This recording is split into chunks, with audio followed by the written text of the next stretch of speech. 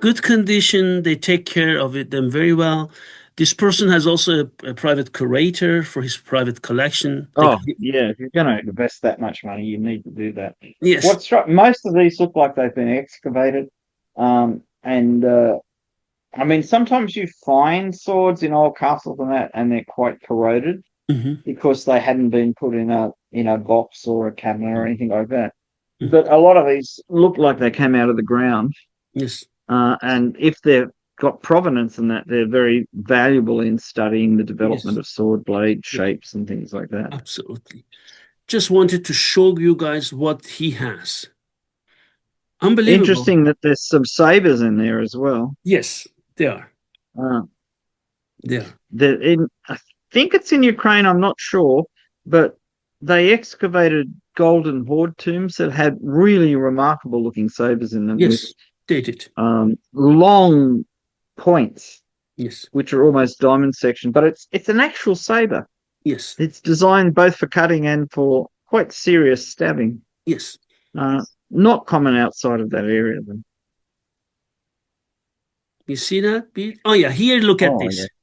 yeah, more sabers. Yeah, Yeah, these are these excavated items. You see that? yeah. This is great work. The second from the top might have been the top on the right hand picture might be the type I was talking about with the long narrow blade and then a Yes, diamond section point yes, for at least the last third of the blade. yes, See, there was a lot going on there. There were different power structures built up. Um, you had the progressive um, dilution of the Mongols yes, in the Golden Horde until they became effectively Tatars, Kipchak speaking Tatars. Um, so a lot going on there. You had the various Ukrainian um, principalities. yes, And then later on, you had the Cossack principalities, the yes, Zaporishi Cossacks and people like that. So very complicated history in that area, yeah. and it's worthwhile to have it studied and in the West. I mean, obviously, people in Ukraine and Russia know about it, but outside we know the highlights. Do you remember Yeah. Professor Toishkin, our colleague, who is the head of Yes, this yes, historical research? He has published tons of materials on Cossack weapons and also Ukrainian weapons on books, all in Russian and in Ukrainian. All. And I always yeah, told Dennis, you need to write in English. But yeah. He okay, writes well in English. yeah, but okay, Russian for countries on that area, right? Yeah, Mongolia, Tajikistan is like lingua franca. It's like English is for us in this part of the world, right? yeah, yeah, yeah. Exactly true. You And know? I mean, as I say, yeah, Dennis writes well in English. Yes. He's a lovely guy, and I think the English speaking world deserves to get more of his publications Yes. so we can enjoy it. Because Absolutely. I mean, you see these things. There's such a wide range of um, technologies and cultures and Yes. languages. Yes. Uh, Scythians, they're early, but there were earlier cultures than them, the Yamnaya and things like that, that probably are the source of Indo-European languages. Yes. And then it just kept going. Polobzi, who were probably Pechenegi, Kumani, Yes. Turkish-speaking tribes. hmm Um, lots and lots of cultures. Yes. So Wow. it's a really great world. And if you're a linguist, of course, you've got all kinds of language families. From You've got Ugrian language families because the early Magyars lived around that area and moved west. You've Yes. got Iranian languages because of the Scythians and Sarmatians. Um, Gothic languages, Germanic languages because of the Ostrogoths and the Visigoths coming down through there. It's just incredibly complex Yeah. and interesting if you like languages. Yes. And those guys who are interested in the development of sabers, these early Yeah. sabers are very interesting to watch. Yeah, this is one of those areas when you're comparing Iran to the Scythian tombs, the sheer number of Akanakis that survived in Ukraine and Russia as opposed to Iran, where they were just as common in everyday use. Well, it's the same thing with early sabers. Maybe two or three from Iran, dozens and dozens from Ukraine and Southwest Russia. Look at these beat. And look at them. They're all interesting. I mean, you can tell the later ones by the different crossguards, Yes. because the Yes. wider spatulate crossguards, which we're talking about on Shamshis being so attractive. Yes. So that's like in the middle. The second from the right is very pillage-like, early Yes, this pillage-like. one. Let me show to our viewers this one. Yes. Yeah, I mean, you'd be not surprised if you saw that in a Turkish scabbard. But there's lots of, some of the ones there are really old saber shapes, because the further back you go, the less curved the saber is. Yes, absolutely. Because they were developing, the how to use it, what's the best shape, Absolutely. and it wasn't all done in a Yes. academic institution. It was done in individual villages as Yes. people worked out how to make a better sword. Absolutely. So we get Yes, to lots of earlier nice. types. You see that? Yeah. Very nice. That kind of like the middle row seems to be spatha-like. Yes, absolutely.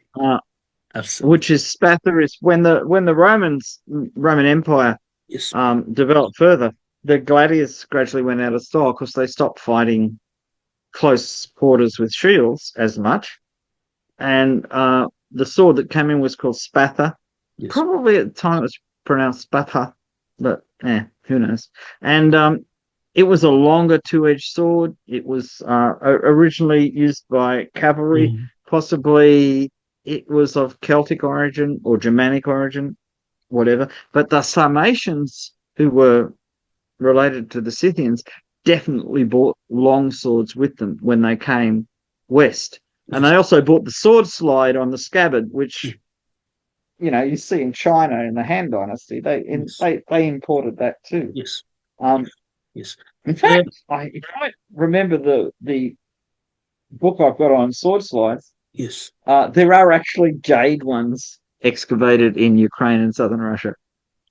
That the jade was actually carved in China and brought and used exactly for the same reason they were used in China. So Silk Road stuff was full on at this time.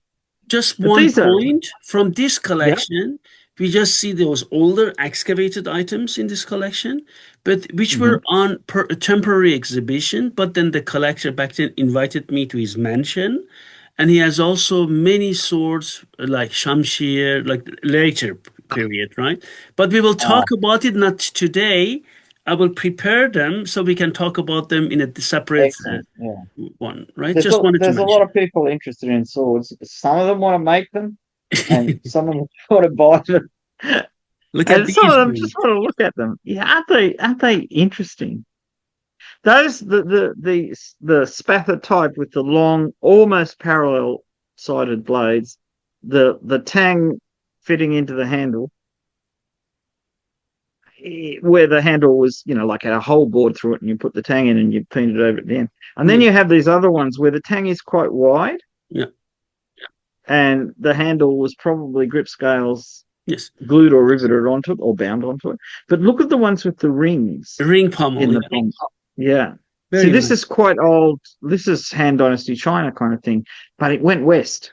Yes. Now, whether it actually the idea traveled west, or did people in the West develop it And we independently? see them also in medieval swords and late medieval swords from Ireland, this ring pommel. Yes. And ring pommels are such a nice thing. They're useful. Yes. You can tie loops onto them to hold the sword onto your wrist. You can put tassels on them to make it look pretty. Yes. You can hang them up on the wall. I mean, Yes. they're very, very practical. Very Look nice. at the number of swords this gentleman has. Oh, this is brilliant. I love the ones where instead of just being an antenna pommel, it's actually curved into like a heart. Yes, it's a heart. Yeah, this one. Let me show. Yeah. This one. I mean, they're just so artistic. Yeah. And this one, better. This one. Excuse me, I pointed out the wrong one. This one. Yeah. Well, see, we've got two different types in these pictures. You've got single-edged, basically large knives, and double-edged short Yes, swords. yes. And you can see they often have a slightly recurved blade if they're just a knife, Oh, which this is a one good is design. completely heart shape. Look at this. Yeah. I mean, isn't it good? Yeah. Well, remember all those romantic poems carved on Persian knives and Yes, swords. Yes. I mean, that's right. Beautiful, beautiful. though So I we, doubt it had the same meaning. Oh, look at these. Aren't they good? yes, really nice. Oh, the right hand photograph, the bottom left hand, that looks so much like some kind of chef's knife to me. Yes, it does. Yes, it is one. I mean, this it looks so practical. Unbelievable. Really Yeah, these are beautiful. great. Really I beautiful. mean, honestly, a lot of these are designed for close in fighting. Um, Yes. actually, there's a Kinjal Yes, I in the mean, left hand this photograph. is something which Yeah. I also talk to the collector. So you have all these old braids, and then you put a kinjal among them, right? I just don't know. Well, I think in a way it reflects how these swords were probably used. Yes, Because there is I mean, there's no historical similarity because they're 1,000 years apart yes, or more. yes, Sometimes 1,500 to 2,000 years apart. But Kinjal's armor are a particular type of fighting short sword, long knife, and they use particular techniques, which yes, probably was used back then as well. yes, yes, absolutely, absolutely. So, and then we go to other parts of the museum. I'm not putting those Second World War because this museum, of course, you know that Ukraine and Wehrmacht, German army back then, was a big Yeah. battlefield. And those guys who are interested in the Second World War and the battlefield, this museum, wow, unbelievable. But then I don't put it here because we are not going to talk about this modern weaponry with beat. You Mm. know, we just talk about other things, Yeah, right? I'm no expert on modern Yes. weapons. So we just go Uh, here and then you can take a look at these also I, military I strength. noticed the horsewhip, the Nagaika in the right hand photograph. Oh yeah, that one. Yeah, yeah, Yeah, exactly. yeah, because the Cossacks were famous for Nagaika, Yes, which is like Kamcha in Turkish and Persian as well. yes, Uh, yes, the Russian ones were apparently, and the Ukrainian ones were apparently had lead shots sewn into the lash yes, to increase the force when you hit people. It wasn't any good for horse riding, but if you were using them to hit people, yes. and it always strikes me. I've got an Afghan Kamcha, and Yes, it's just braided. The lash is just braided, 16 or 32 braid.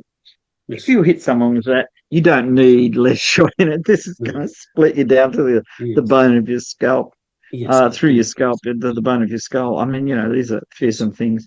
But there's some nice shashkas there Yes, and it's a regular sabers. shashka, and what they call it bebu, as we call it qattare, right? One-edged, right? So they call it bebu there. Yeah, yeah.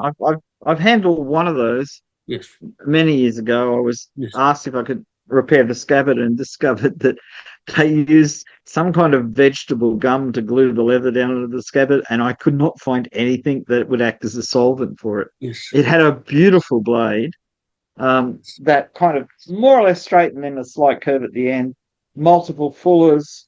I think it was engraved with Amal Bala, which mm, so but there's a lot of Kinjal like weapons, yes, whether single edged or double edged, that turn up that are very high quality. yes, very, very high I quality. mean, it's like you went to a lot of trouble to get a good one. Like people in Indonesia like really high quality krises.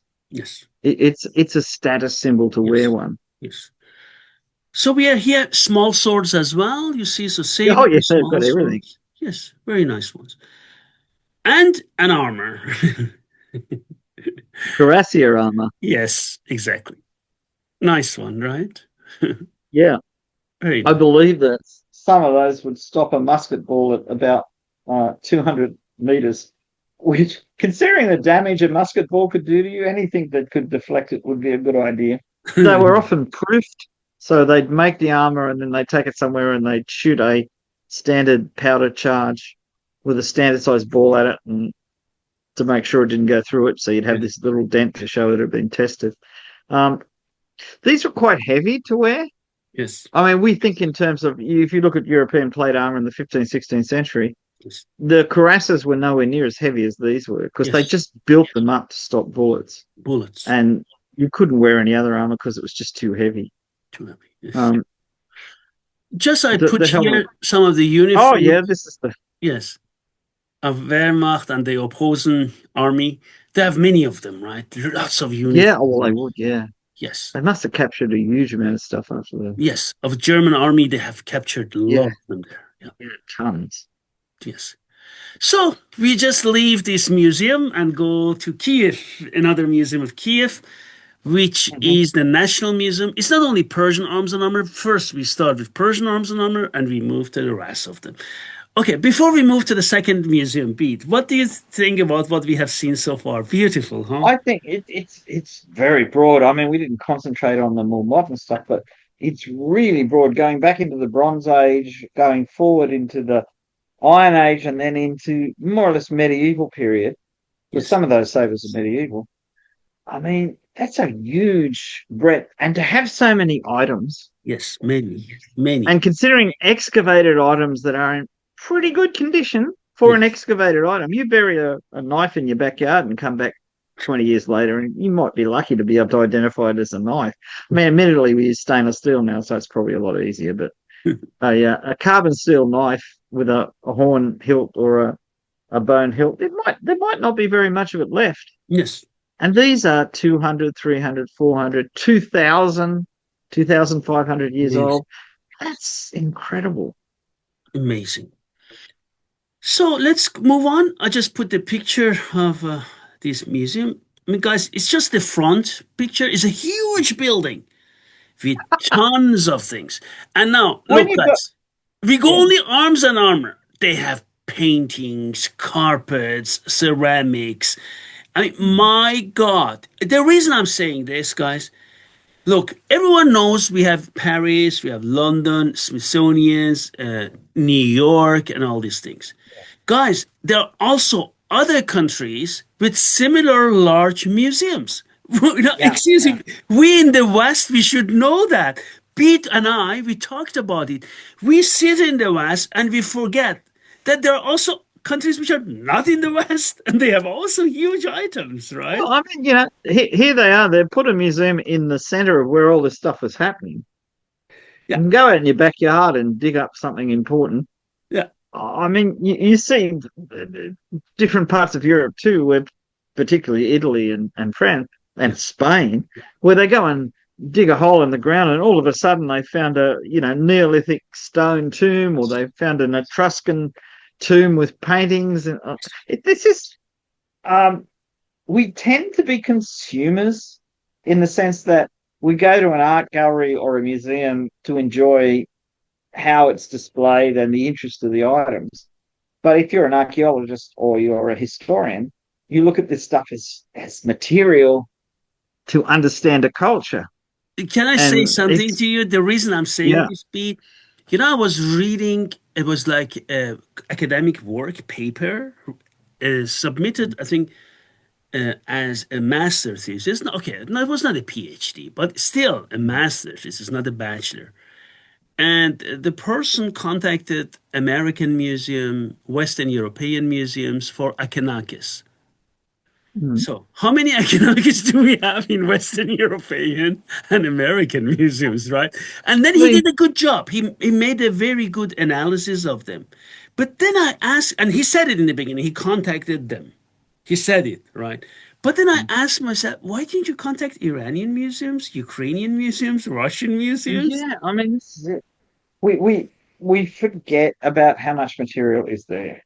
Yeah, When I first started making Turkish and Persian style quivers, the best place to look at really old quivers from, say, 16th, 17th century was the Kremlin, yeah, because yeah, yeah. the Russians used to buy quivers and then have them embroidered in the Kremlin. or they'd have the pattern of a Turkish quiver, and they would make the Russian version, which is exactly the same as the Turkish one, except the embroidery is in Cyrillic and it's got pictures of saints and whatever on it. So that was only by accident. At the time, the Dresden Museum wasn't open, and Karlsruhe only had a small publication in German, much less in English, so that it was very hard in the West, and particularly in my case. I mean, I come from a Western culture, but we're in the deep South, in the Southern Hemisphere. We're a long way from everywhere. I mean, Yeah, that's true. I should have been like a person I knew got very interested in Chris because he just had to go up to Jakarta or Java in general, and he could meet people making Chris and learn all kinds of techniques. Whereas my interest in Yes. Persian and Turkish and Mongolian and Chinese archery, that was hard work trying to track stuff down.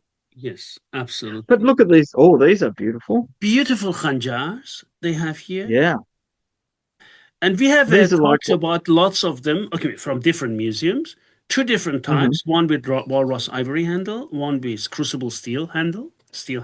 Mm, Typical crucible steel blades. yeah.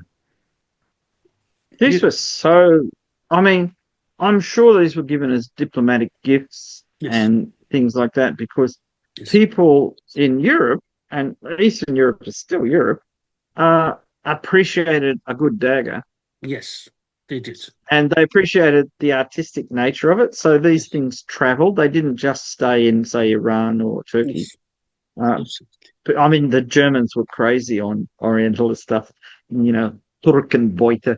It might not have been actually booty from Vienna, and we might have bought it 100 years later, but Yes, it's still put it in our yes, absolutely. little private museum or whatever. I mean, you So, can understand when you look at the quality of the work on this. yes, the handle, as you can see, it has gilded areas, and these gilded areas here is Bismillah ar-Rahman ar-Rahim, in the name of God, I Mhm. mean, from the Quran.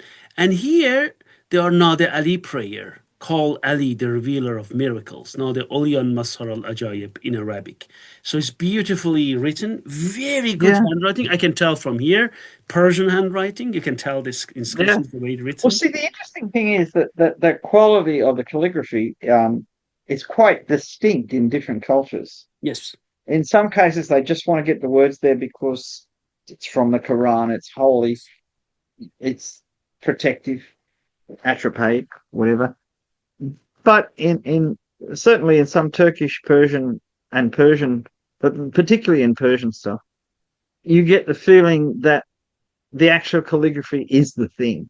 is the thing. It is, it's the real thing, Real. and we're really looking for something where we can express it. I'm looking at the shape of the cartouches, Yes, how carefully they've been made yes, to contain the calligraphy. yes, And when I'm making quivers or things, I'm always looking for this kind of shape to reuse in the yes. design because it's just so evocative. Very nice. Because a lot of people couldn't read it. I mean, if you give it to a foreign person who can't read Persian, then they can't read it at all, or Arabic. Yeah, they can't read But it. within, say, Iran or Iraq or Syria, not everybody could read and write. So I that, remember a collector, it was like a beautiful, okay, classical. I mean, it's just shamshir for every type, but this classical shape. And then mm, with an original cartouche, right, and then he said to me, it was bare. And he said, okay, I have a Persian blade. I looked at it. No, it's not Persian. How can you tell? I said, by the cartouche. And he said, why? He said, no Persian would have such a handwriting. And he was so shocked. He said, what do you mean? He said, this is typical Indian handwriting. I can see it from 100 yeah, meters. It's not Persian. yeah, Persians well, don't write like that. different script styles were popular in different cultures, Yes, and the way it was executed yes, was particular to where you lived. yes, Um, yes, but exactly. when what gets me is the way it's incorporated into the shape of the weapon. So the very top part of the blade you can see there is absolutely covered in calligraphy, Yes. but it works so well, doesn't it? It Yeah. just flows into the thing. Beautiful. Whereas you look at the shape of the scabbard and you've got stylized plants, Yes. and Very. that's equally expressive. It's Yes. just a different way of Yes. decorating things. Here. You see that? That's quite spectacular scabbard mountings, actually, when you look at Yes. it. Very Because beautiful. Persians often were, how can I say, minimalist. You Yes. might get a little ivory ball on the Yes. bottom of the Yes. scabbard for a dagger or something, and Yes. there won't be anything special except that beautiful leather Yes. molding that they used to do on the wooden scabbard base. And this one, okay, both of them beat, as you know, some Khanjar blades are that one, but some of them are huge. And these two Yeah. are huge ones. Oh, Really really? huge. So they're up like Yeah, this? yeah, absolutely. That type of size. Yeah. Yeah, That's so deceptive in photographs because you yeah, don't have a scale. yes, And I've found even when in the caption it says, oh, this is 33 centimeters long yes, or 40 centimeters long, my brain doesn't yes, click because it looks like a normal size yes, dagger because it's exactly. perfectly proportioned. It's like when you meet someone and they're like 160 centimeters tall and they've got exactly the same proportions as somebody who's 210 centimeters tall. And if you looked at them in a photograph, you couldn't, if there wasn't a background, you couldn't tell. I mean, some people have a different shape. And Daggers are like this. and in Persian They beat daggers, which are huge, right? They are called Khanjar Rostami, Kard Rostami, Pishqabz Rostami. So it means huge. And I remember when I was Yeah, a it kid, belongs to Rustam. yeah, I Yeah. went and asked my dad, why are they called Rostami? My dad said, first of all, Rostam is very strong. And second of all, Yeah. he would be insulted to give him a small general card. So it should be Yeah. huge, you know? So that's why. Well, he had big swords, big maces. Uh, Yes. and he famously didn't he pick somebody up? He rode past somebody and grabbed their belt around their waist and lifted them out of the saddle with one Exactly. hand. That's Yeah, it. I mean, he was up there. Uh, but look at the, I mean, look, the handle's cracked because it's 300 years old. Yes. But look at the beautiful carving, that smooth, really Yes. good features. Very good. It's so simple, but it's so well done. Yeah. And we both know and will see they can do really intricate figural carving and Yes. things like Yes. that. But they Yes. also can just be totally plain Yes. Absolutely. and just perfect shape. And a typical scabbard bead, what we see, in many Yeah, I countries. love those scabbards. And now here we go to Ah, the carved as one. we talk, figural. Yes, the carved one. And now let me just go ahead and see. So you see that this is a card one, and this تاریخ شهر رجب سنه 1296, which makes it 1296, makes it, I just calculated, 600, 1879, sorry, 1879. This was That's made quite right. during the Nasiruddin Shah Qajar period. Mm. But look at the figures are worn from handling. Yes, they are. So whoever owned this liked holding it and playing with it. Yes, It's yes, because you can see from the background carving how sharp the background is, but the figures themselves are worn yes, they are. because somebody was. And ivory is really hard. Hard. I I I've got a few things like old ivory pieces Yes, um that turned up in antique sales and that, yes, and you'd be surprised. I mean, first of all, if you've never picked up a piece of ivory, you don't know how heavy it is. yes. I mean, it's much heavier than bone. Yeah, And yeah, the other thing, it's really hard because it's a tooth. yes, So it's got enamel, and the enamel is really tough. Walrus ivory has got that beautiful pattern in it as well. So you get yes. both things with that. And it has as well, it has Farangisazi, Europeanizing, this trend which Yeah. was in the Qajar period. So you see that's a guy and a woman, a man and a woman. Yes, very Yeah. good. But interestingly, the clothes are probably from 100 years before it was carved because they're working out of book illustrations and things like Yes, that. Because they haven't seen anyone dressed like that in their lifetime because the style was gone. Very But nice. the Beautiful. influence of printed books of designs and that Yes. came from Europe and Iranian or Turkish or Mughal, like both Hindu and Muslim artists Yes. took these images and then translated them into their own visual imagery. Yes. And This here is you see that it is a carved walrus ivory, خنجر در کف شاهنشاه ملک. So it's been stained, has it? yeah, this dagger is in the palm of the hand of the king. So Yeah, you can see that. in Persian, right? And again, you see Yeah, this is a that's typical woman with children. A very yeah, common topic on Khanjar. yeah. Well, I have no idea why that would be the case, unless your dagger is to defend your family. I We have don't know. seen many It's of them got on a this channel, Beat. Do you remember? We talked about many Yeah, Khanjar with it's people. really surprisingly common in these. And bear in mind, a lot of these are Kaja. I think you've shown me some Safavid ones. Yeah, yeah, there are stuff. And we are going Yeah. to see one later from, I think, this museum, but here, which is dated very early Agha Muhammad Khan Qajar period. Very early. Wow. We have examples from Afsharid in So that's Iranian. 1790s, something like Yes. that. So Yeah. you see the reason I'm saying, and we have also Khanjar from Safavid period. Guys, just because you see Qajar paintings with this Khanjar, it doesn't mean that all these Khanjars are from Qajar period, right? Well, I mean, when you look at Safavid paintings, the commonest Qajar is that simple ivory hilted one, the eye-shaped hilt. Yes. And they were still making them in the Qajar period. They Yes, never died out because they're really practical and they look good. they look good.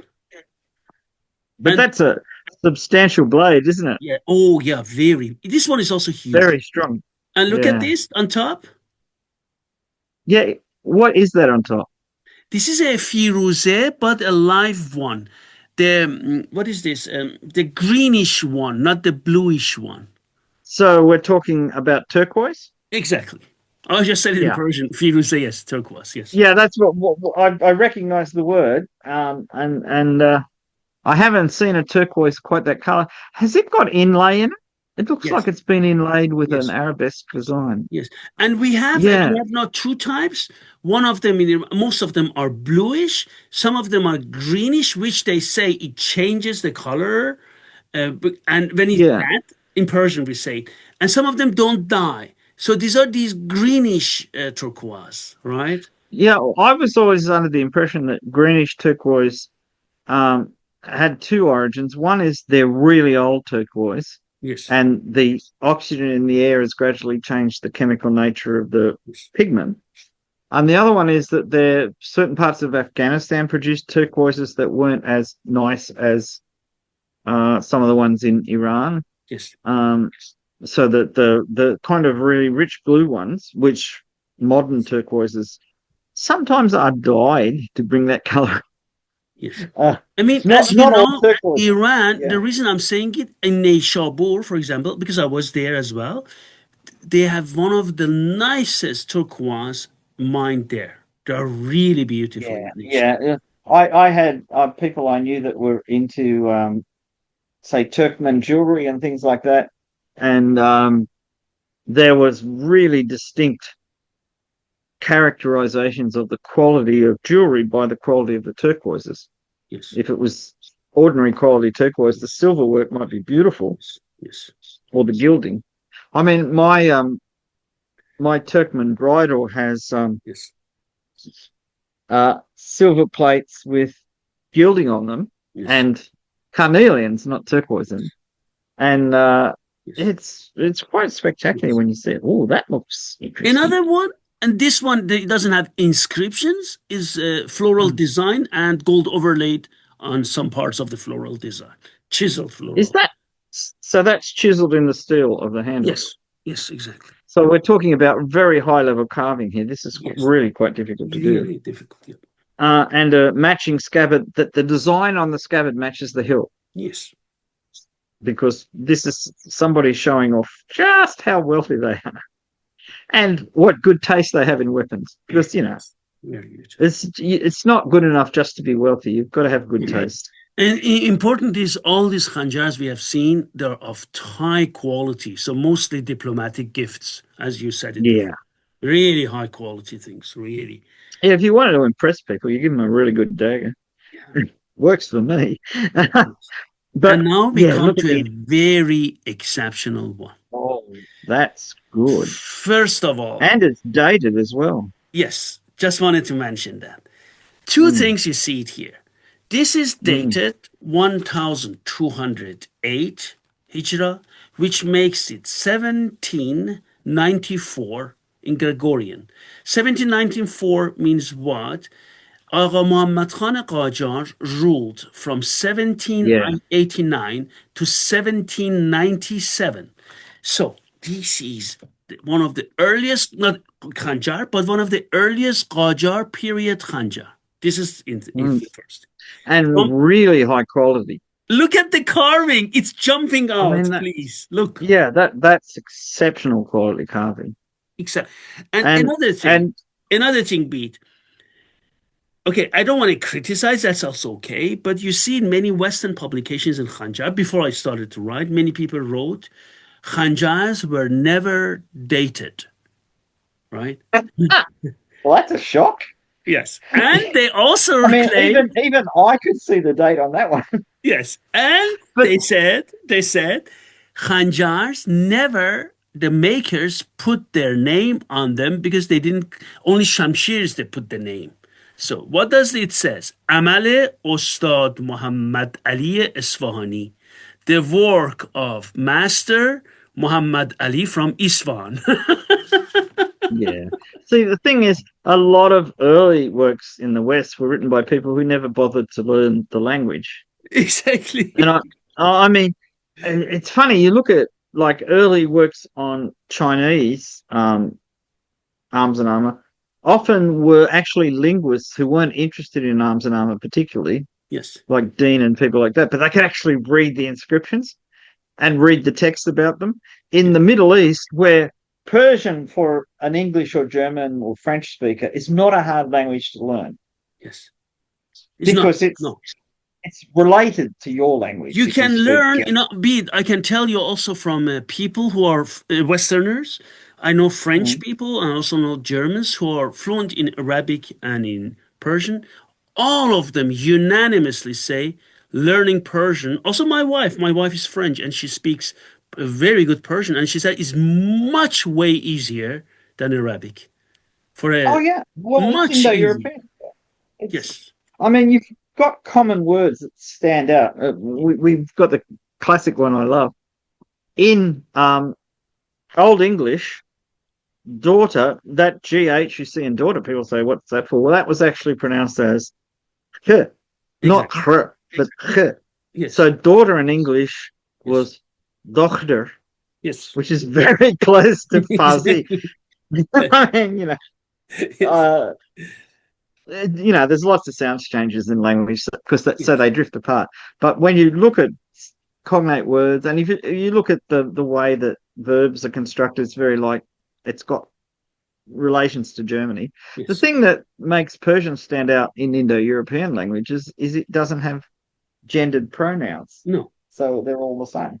Yes. No. It doesn't. And it didn't have them for it must have lost gendered pronouns back in Pahlavi times Yes. or towards the end Yes. of the Pahlavi Yes. times because Yes. it's really old, very unusual in an Indo-European language. Though English is going that way, um, because we have. I mean, we've got his, her, Yeah. its. So that's three genders, but that's very rare. I mean, it's only those Yeah. pronouns that keep it. If you say you, it has no gender. No. Uh, well, in English, it doesn't even have a number, so that there's Yeah. not you and you all, unless you're in the south of America. Yeah. But I mean, I think it's good that they've got that. I Yeah. think we lost something in English when we lost the plural you, but it's common in a lot of countries that it disappears. Yeah. And even some languages now, it's Yeah. starting to disappear Yeah. in other languages. Yes.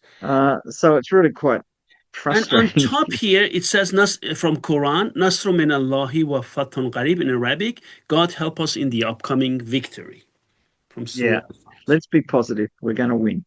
But Yes. I'm just looking at the carving now. First of all, the calligraphy is beautiful, Beautiful. but the degree of lifelike carving in the main body of the handle is exceptional. Exceptional. When I Oh, I saw mean, this khanjar, I said, oh my God. And the curator said, this is the jewel of the collection. Look oh at the yeah. handle beat. Unbelievable. I love the fact that the center of the handle is a little bird sitting on a branch. Yes, exactly. It's always a bird. Always a bird. They love their little birds. Yes. Um, Birds are actually hard to carve Yes. and get that real feeling of Yes. it's just about to fly off. That one looks as though it's just about to sing. Yes. It's beautiful, and the leaves and the flowers. I mean, Unbelievable. it's so good. And also a One of those. primer, also a very good quality of Oh carbon. yeah, isn't that lovely? I've seen it. I've seen watered steel ones inlaid with gold. Yes. One of my friends had one, and they're beautiful. But these carved ones, and there's quite a broad selection of them in museums and that, Yes. because anybody that saw one would buy it because they were so attractive. I Yes. mean, they're totally practical. You've got a little spring opening to put priming in the priming powder of your gun, and they were using them as far back as matchlocks and as late as splint-locks. And Wow, a that's a very interesting spectacular. card. These type of cards you see it also in Museum of Isfahan. There are not many of them around, but which have a Hmm. wrapping around the handle, right? Yeah, But the scabbard that's typical. Do you see Beat? The scabbard typical what you yeah, love. yeah. But the scabbard, because the handle is a showpiece, the handle doesn't fit into the scabbard. That's Exactly. clearly made not to. Yes. And I also noticed that the ivory under the banding is also lobed, Yes. so it's probably four section like a quatrefoil shape in Yes. cross section when you Yes. cut through it. So Yes. it's a real masterpiece, that one. Yes. This one is also quite a larger, one. Right? All of them. Yeah, well, All you of them. see that in Persian paintings. You see people with cards hanging off their belt, Yeah, that one. but Exactly. really That's a long, huge. quite thin, Yeah. but really long. Yeah. Whether they were for, well, I assume they're for self-defense because they're too big to be cutting up your apples. Yeah, I mean, yeah, exactly. What kind of fruit are you cutting, right? Exactly. Watermelons. Uh, Yeah. And a oh, isn't shamshir. that nice?